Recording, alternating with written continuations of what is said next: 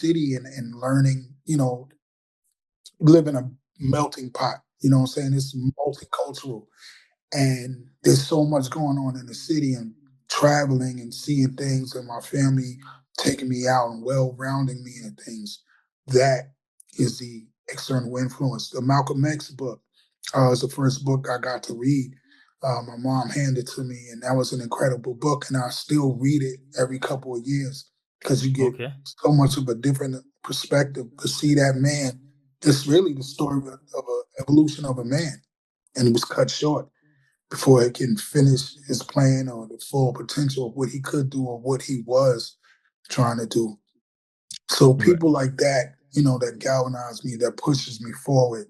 And pop culture, you grow up in the 80s and the 90s, it's big pop culture, television and anime, everything, man. I absorbed everything.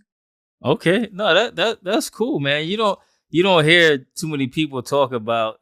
Let me say this: you don't hear too many people in hip hop talk about pop culture. Because it's kind of taboo when you're a hip hop Not artist to say something taboo. about.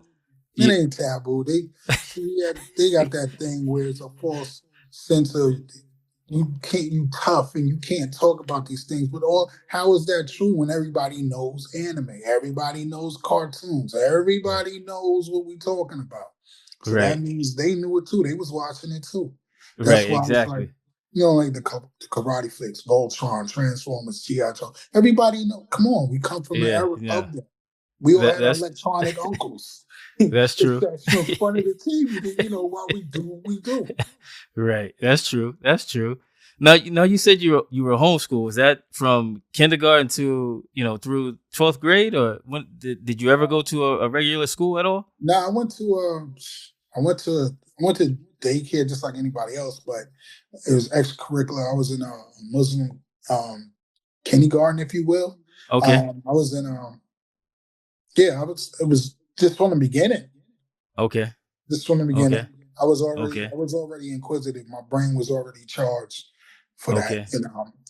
My family was always having me. You know what they used to say? Do something constructive. Don't just be Right. sitting there. And I always did something constructive. Yeah. No, I remember hearing that too. You don't hear that no more though. No, no, you don't hear that. You see what the end Y- results of that is. So Right. do Right. Yeah. something You see. destructive instead of Right. constructive. It's a lot of Right. destructive. Right. It is build, right? Yeah, you got to Build. build. That's yeah. Yeah. Definitely. No, You I hit it right appreciate there. that. You hit it right there. You hit the hammer right on the nail. You got to build. You got to build, man. Yeah. Definitely. Definitely. Now you mentioned a few of the guys from Wu-Tang, man. And you've worked alongside of countless other hip hop legends. Is there a piece of advice or a lesson from someone like say Raekwon that really stuck with you? Excuse me, that really stuck with you, or something that you carry with you that you picked up along the way? Um, let's see. Now I got quite a few jewels from him. One, well, his work ethic, watching how he wrote and how he worked. Like he would just go in there. I'm not going to reveal the methods I've seen, but I try to impart some wisdom. Let me see. Ooh, I got one. And this is not just rap.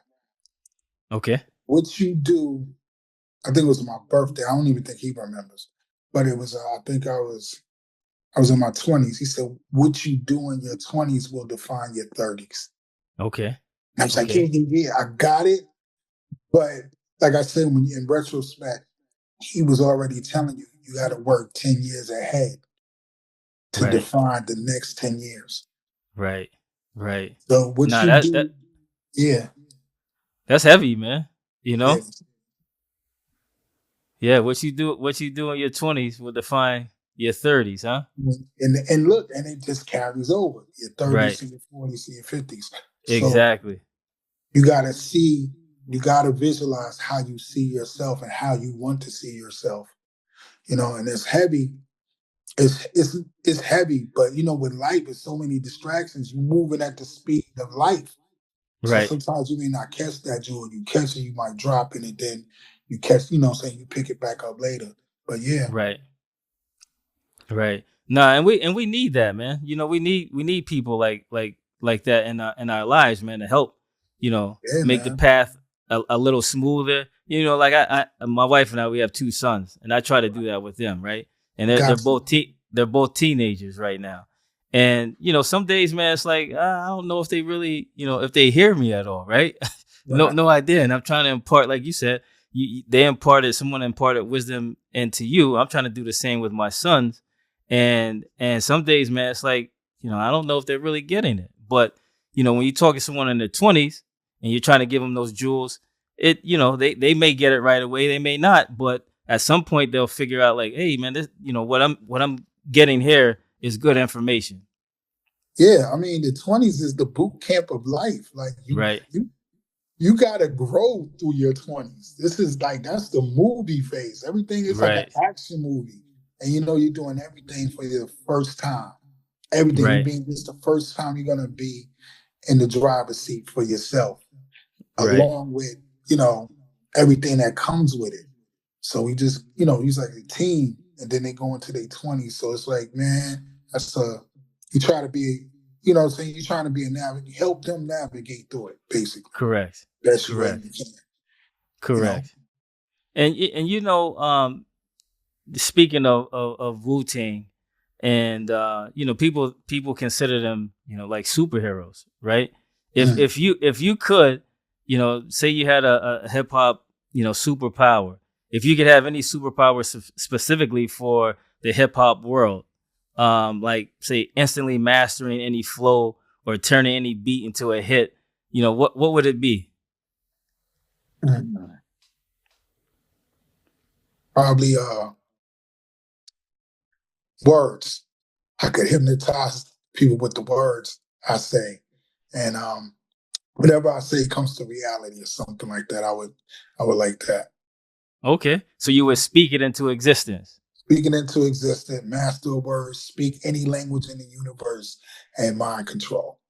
No, good stuff. Good stuff, man. That's good stuff. And just talking about personal growth, evolution. How has your perspective on the music industry and your own artistry changed from the days of American Cream Team to now with the Frequency album?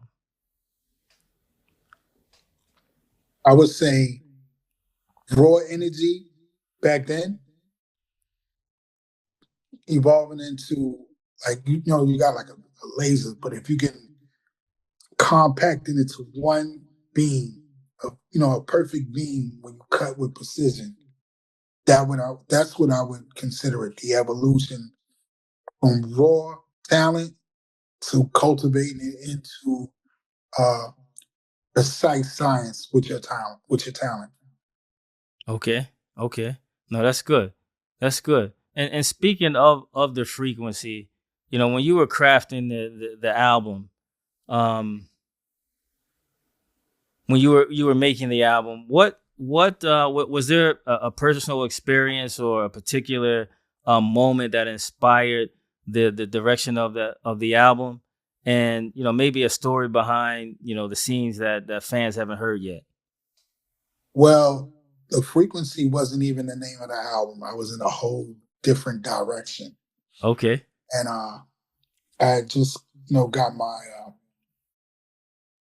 well, I was getting ready to get my own home studio, and at the Okay. time, Honey De Niro, shout out to Honey De Niro, was going through a culinary school. So she was kind of down on downtime. And she let Okay. me use her Pro Tools rig and I started knocking out records. And then by the time I started knocking out records, I got my own setup. Okay. And the first song on the album is called Renegade. And when I made the beat, it was crazy. It was just something about it. It changed the whole trajectory. And I remember getting on the phone with my homeboy, Doc Slice, since I've known him since like ninth grade. And I let Okay. him hear the beat. He was like, yo, this is hard. And then I recorded the song. He was like, yo, you got to keep going in this direction. And Okay. everything just got diamond cut into a whole nother shape. And that became the frequency